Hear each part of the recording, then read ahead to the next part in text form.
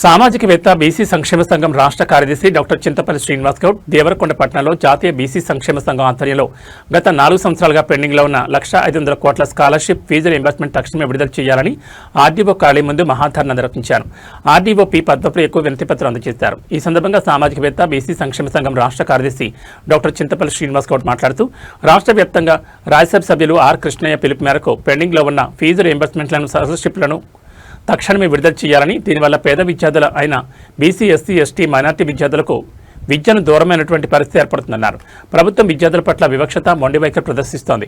GO number 8/9 తక్షణమే రద్దు చేసి పాత విధానంలో ఫీజు రీయింబర్స్మెంట్ పథకాన్ని అమలు చేసి పేద విద్యార్థులకు చదువుకునే విధంగా ప్రోత్సహిస్తూ చేయూతనివ్వాలని కోరారు. లేనిడేలా పెద్ద ఎత్తున ఆందోళన చేసి పేద విద్యార్థులకు కావాల్సిన పెండింగ్ బకాయిలు ఫీజు రీయింబర్స్మెంట్ పథకాన్ని సాధించుకుంటామని తెలిపారు. ఈ కార్యక్రమంలో రెడ్డి కోటేశ్వరరావు, భీమకోని శివగౌడ్, మునగాల కనీష్, దోమకొండ హరి, లౌడియా భాషానాయక్, పనుకుల కృష్ణ యాదవ్, బొమ్మ శ్రీనివాస్ యాదవ్, జల్లా వెంకటగౌడ్, గణేష్, విద్యార్థులు, కళాశాల యాజమాన్యాలు తదితరులు పాల్గొన్నారు.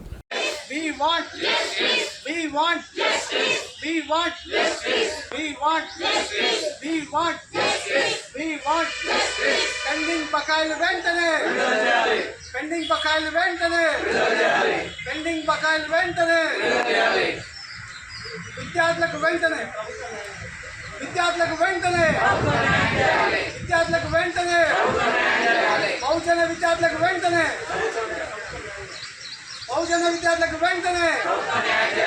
బహుజన విద్యార్థులకు వెంటనే పెండింగ్ బకాయిలు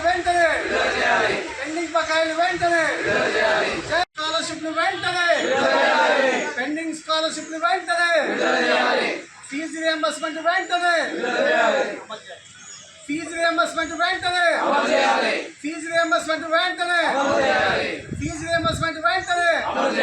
పెండింగ్ బకాయిలు వెంటనే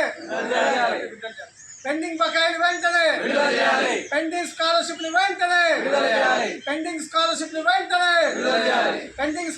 వెంటనే జై బీసీ విద్యార్థుల ఐక్యత,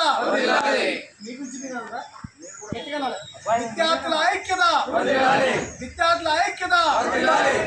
ఎస్సీ, ఎస్టీ, బీసీ జాతీయ బీసీ సంక్షేమ సంఘం ఆధ్వర్యంలో నేడు జాతీయ బీసీ సంక్షేమ సంఘం అధ్యక్షుడు, రాజ్యసభ సభ్యులు, ఎంపీ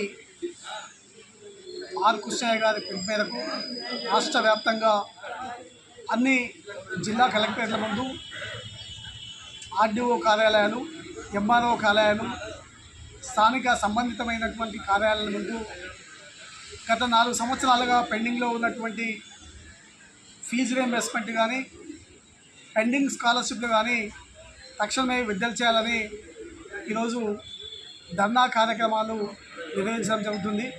అందులో భాగంగా దేవరకొండ నియోజకవర్గంలో ఉన్నటువంటి ప్రభుత్వ, ప్రైవేటు అన్ని కళాశాలను బహిష్కరించి ఆర్డీఓ కార్యాలయం ముందు ధర్నా కార్యక్రమం నిర్వహించడం జరుగుతుంది.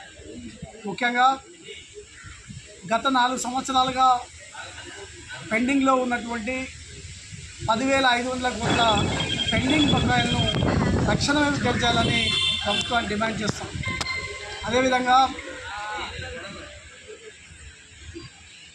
గత కాంగ్రెస్ ప్రభుత్వము రాజశేఖర రెడ్డి ముఖ్యమంత్రిగా ఉన్నప్పుడు పేద విద్యార్థులను దృష్టిలో ఉంచుకొని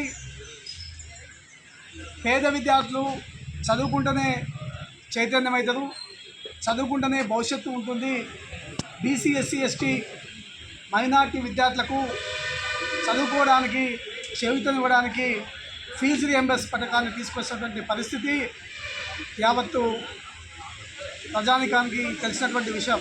మరి ఇప్పుడు ఉన్నటువంటి రేవంత్ రెడ్డి ప్రభుత్వము అధికారంలోకి వచ్చిన తర్వాత పెండింగ్లో ఉన్నటువంటి స్కాలర్షిప్లు కానీ, పెండింగ్లో ఉన్నటువంటి ఫీజు రీయింబర్స్మెంట్ కానీ ఇవ్వకుండా గవర్నమెంట్ అడ్వకేట్ అయినటువంటి అడ్వకేట్ జనరల్ ద్వారా సరైనటువంటి వాదనలు వినిపించకుండా కళాశాలలే విద్యార్థి నుంచి ఫీజులు వసూలు చేయాలనేది నిబంధన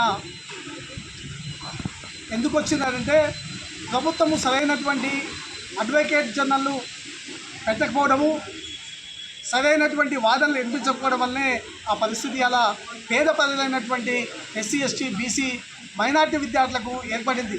ఈరోజు విద్యార్థుల నుంచే ఫీజు కట్టాలనే నిబంధనను ప్రభుత్వము ఎంపటే విరమించుకోకపోతే పెద్ద ఎత్తున ఆందోళన చేసేటువంటి కార్యక్రమం చేస్తాం. ఈ రాష్ట్రంలో అనేక మంది విద్యార్థులు బీసీ ఎస్సీ ఎస్టీ మైనార్టీ విద్యార్థులు చదువుకోలేక చాలని జీవితాలతో జీవిస్తుంటే ఫీజు రియంబర్స్మెంట్ పథకం ద్వారా మేము ముందుకెళ్దామని చదువుకుందామని ఆ విధంగా ప్రైవేట్ కళాశాలలో కానీ ప్రభుత్వ కళాశాలలో కానీ మరి ఇంజనీరింగ్ కానీ ఫార్మసీ కానీ మరి డిగ్రీ కానీ పోస్ట్ గ్రాడ్యుయేషన్ కానీ సాంకేతికమైనటువంటి పాలిటెక్నిక్ కళాశాలలో కానీ ఐటీఐ కళాశాలలో కానీ ఇంకే రకమైనటువంటి గ్రాడ్యుయేషన్ కానీ అండర్ గ్రాడ్యుయేషన్లో కూడా ఫీజు రియంబర్స్మెంట్ ద్వారా మాకు ప్రభుత్వం వెసులుబాటు కల్పిస్తుంది. కాబట్టి నేను చదువుకోవాలని విద్యార్థులు కళాశాలకు వచ్చి చదువుకుంటుంటే ఈ ప్రభుత్వము పేద విద్యార్థులను చదువుకుని దూరం చేసేటటువంటి పరిస్థితి ఏర్పడుతుంది. ఫీజు రియంబర్స్మెంట్ అమలు చేయకపోవడం వల్ల అనేక రకమైనటువంటి ఇబ్బందులు బహుజన విద్యార్థులు ఎదుర్కొనేటటువంటి పరిస్థితి మనకు కనిపిస్తుంది. గత 4 సంవత్సరాలుగా 10,500 కోట్ల పెండింగ్ బకాయిలు చెల్లించకపోవడం వల్ల అనేకంగా ఉన్నటువంటి ప్రైవేట్ కళాశాలలో చదివేటటువంటి విద్యార్థులు ఫీజులు చెల్లించకపోవడం వల్ల వారు ప్రైవేట్ కళాశాలలు మూతపడేటటువంటి అవకాశం ఉంది. విద్యార్థులు కూడా చదువుకు దూరమయ్యేటటువంటి అవకాశం ఉంది.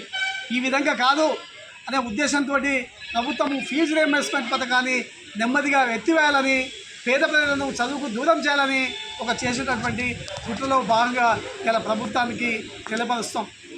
ముఖ్యంగా జీవో నెంబర్ 7 తీసింది.